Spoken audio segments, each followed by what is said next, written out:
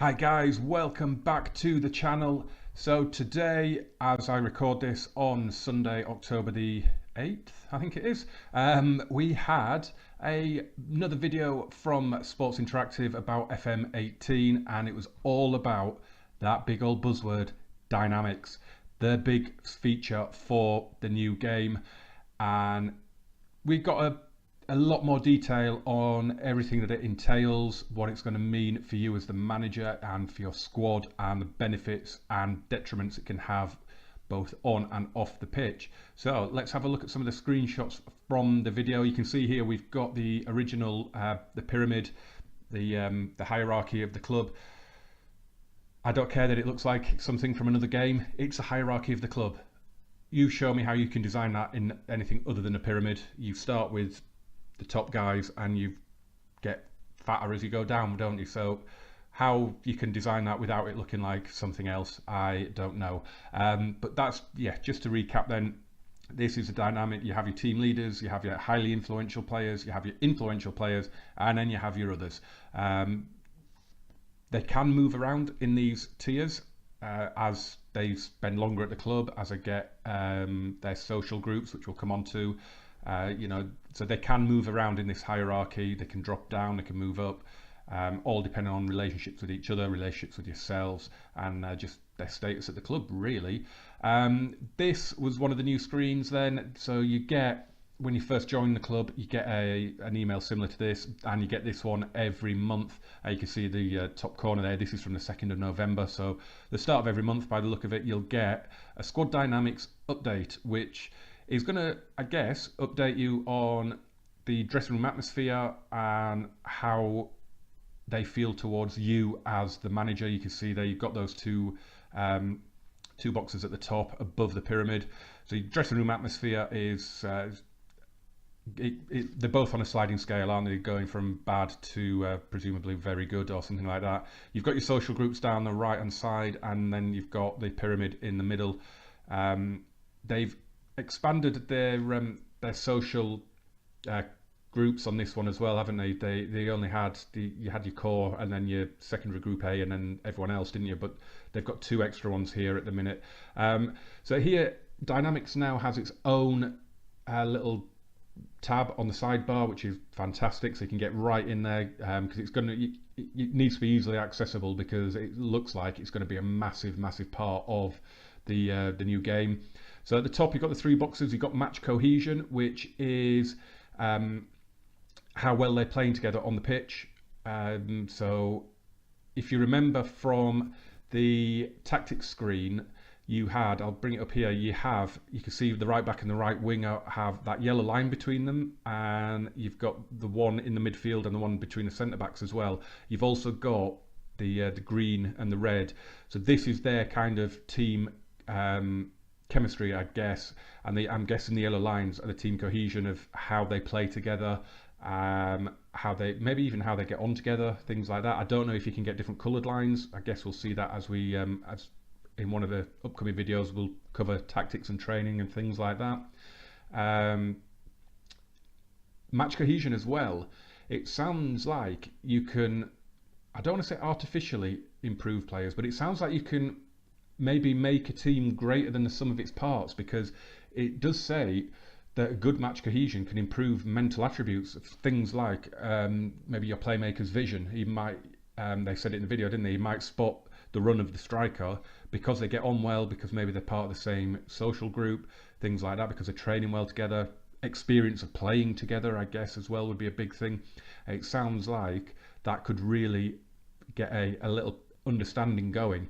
Of course, then if you were to sell the striker, the midfielder's vision would presumably go back down again, as he wouldn't be used to playing with a new guy.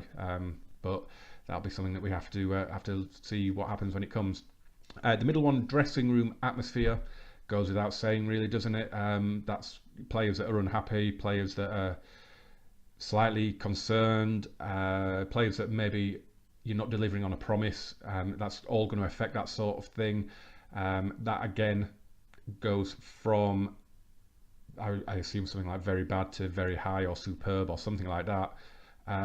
It's got it down as average there, even though they've got no unhappy players. So that looks like it could be quite difficult to do.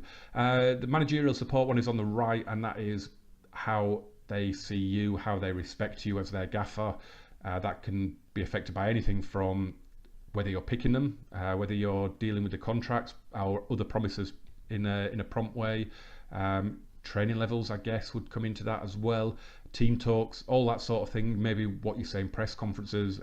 That's going to be all affect that box there. That's going to be huge. All three of those boxes are going to be absolutely crucial. You're going to have to keep them green for sure. You can see at the bottom in the big bit there, you've got one player apparently with a concern, even though above it says no one's unhappy. But you've got a guy there that wants a chance in the first team. So that to me says that there is an unhappy player. But I guess that will all iron itself. So here we go then, the core social groups, the secondary groups, the others. As you can see now, as I said earlier, we've now got a secondary social group B. Before in the last video, we only had the three, didn't we? The core, the secondary group A, and the others.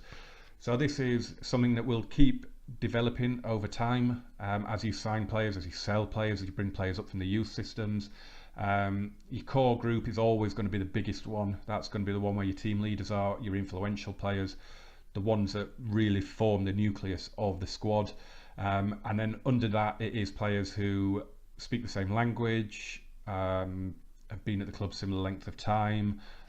I guess you might have ones that have come up, like the class of '92. You would maybe get, if you bring 3 or 4 up from the youth team together that have played down there for a while together, they might come up into a social group of their own as well, possibly. And then you've got others that, as we said before, these are ones that might be unhappy at the club, ones that have just arrived, ones that are just not gelling. And again, it's dynamic. Players can move around in these groups. If they start falling out with players, they're going to drop down into others from maybe core as as they fall out with influential players. So again, this is going to be a screen that we keep visiting quite a lot, I think, this year.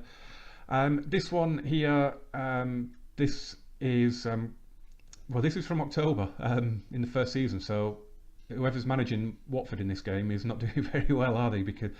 So you've got here the squad have come to you and they said they're not happy with the club situation. Troy Deeney's leading it, of course. He's the captain. He's highly influential. Everyone's in agreement with him. Basically, here you've lost the dressing room. That's going to be really tough to get back on side when that happens. That could happen for a number of different reasons. Playing a formation that they don't like, playing players out of position. Maybe you refuse Troy Deeney a contract, or you haven't been playing him, so he's turned the whole squad against you. That could be really, really troubling, and that could be really hard to turn around, as I'm sure it is in real life for managers. And in the dynamics menu, you can see you've got overview, you've got hierarchy, you've got social groups, you've got team meeting, and you've got happiness.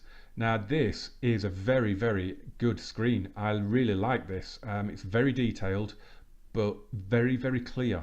The whole interface of the game, the whole UI to me just looks very clean, but it gives off an awful lot of information just at a glance. So here you've got all the players listed, their current morale, and then you've got all these little subcategories. So you've got training, treatment, club, management, playing time, and then the overall happiness. So all these little things can affect that one on the right, that really, really important one on the right of how happy they are at the club. And you've got to keep all those happy. It is going to be tough. I said on Twitter that I think I'm going to find myself being in the job centre quite a lot, because I think it's going to be really tough to keep a squad happy. You think about going into one of the big squads, a Real Madrid, a Manchester United, a Chelsea, someone like that. So many big egos, so many influential players. You're going to really struggle to find a balance, I think, or potentially struggle.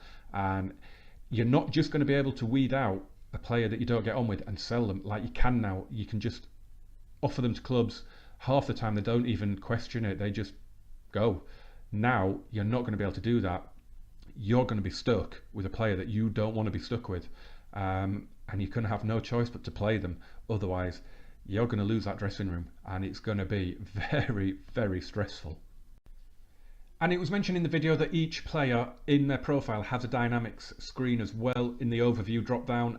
We're looking here at Troy Deeney's. This is one they used in the video.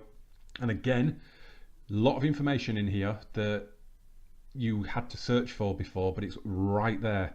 So you've got his relationship with you, his morale, his opinion of you. You've got him you've got his squad hierarchy there. It says he's a team leader because he's the captain, isn't he? It says which social group he's part of. Right there in the middle, it's got your favoured personnel, and you've got underneath that, you've got any promises that you've made.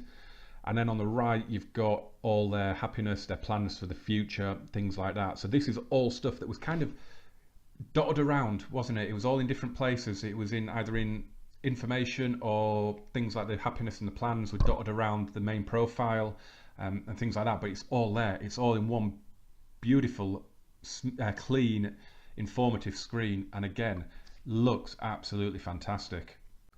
Okay, guys, so there you have it. That is all the screenshots from that video. It's going to be really tough to get the hang of all this. It's such a big area. It's such a huge amount of new stuff that you have to deal with, all under the one umbrella of dynamics. As I said at the start, maybe it will allow you to have the fairy tale, have the Burnley, the Swansea, the Huddersfield Town, of where you create a team that's greater than the sum of its parts because they're happy off the pitch, and that is just elevating them on the pitch, and they perform above all expectations, get themselves into the Premier League, and maybe stay there, or they maybe go on a really good cup run and take some big scalps on the way. One thing we do know, team leaders are going to be absolutely crucial, both in a good way and in a bad way. They can keep a squad on side if you're going through a bad run of form. If you can get in there with a team meeting and get the team leader on side, then that's going to keep everyone on side and buy you some time. Similarly, if the team leader falls out with you, you're toast. You're going to be really struggling. As I said, though, it's going to be really tough because, for instance, we'll use Troy Deeney again there. He's in his 30s now, and if your scouts turn up this hot young striker down in League One or something, and you want to bring him up and give him games, or you've got a really good prospect at the club, you're not going to be able to buy him and play him because you're going to have to play Troy Deeney to keep him happy. Otherwise, he's going to turn the dressing room against you. So it's going to be really, really tough keeping that squad harmony together. But it adds an awful lot of depth to the game. The narrative's going to be there. You're going to be able to just have so many stories going on in the background that that myself and all the other content creators out there are going to. It's not just going to be a case of we signed this player, we got these results. It's going to be a case of these players have turned against me and the whole squad is starting to turn. Can I keep my job? Can I turn this around in the next few games? Things like that. It's going to have some really good narratives going on, which adds depth to all our series, which can only be a good thing. You could end up with, I guess you can end up with a spat between players, similar to like Neymar and Cavani that's happened recently. Players might fall out with each other, which could be really interesting if you do have to take sides, especially if there are a couple of influential players, things like that. That's something that I'm really looking forward to seeing develop if it is something that can happen. And yeah, as I say, it's just going to be really tough to sell a player who falls out of favour, especially if they're a team leader or influential. It's going to be really, really hard to get rid of them and keep the dressing room on side. But I can't wait to get cracking on this now. So guys, please leave a like on this video, subscribe as well if you haven't already. Can't wait now for the next video. Hopefully it'll cover things like press conferences, training, transfers, scouting. There's a lot of areas still to cover, so I'm expecting at least 3 more videos, I imagine. So it's all good stuff. It's all fantastic build-up. I'm loving the presentation style of it. It's all good, and it's all leading up to what is going to be an amazing game and quite probably the best FM yet. Thanks for watching, guys. I'll see you soon, and yeah, let's see what else is to come.